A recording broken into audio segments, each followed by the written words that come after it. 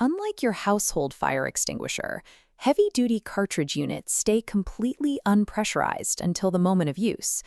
So how do they suddenly generate enough pressure to fight an industrial fire? A worker has to manually strike a plunger on top, but that single action creates a hidden danger. Look inside and you'll see a large tank holding the dry chemical powder, connected to a separate, highly pressurized gas cylinder mounted on the side. When the worker strikes that plunger, it punctures the cartridge's seal, unleashing a violent flood of expanding gas that rushes into the main tank. That sudden pressure is meant to push the powder down and out the hose. But if the top fill cap isn't perfectly threaded, the massive pressure spike takes the path of least resistance. It forces its way straight up through the loose threads, ejecting the heavy metal cap and a cloud of chemicals upward at projectile speeds. And that is exactly why that industrial worker from the beginning avoids this danger entirely.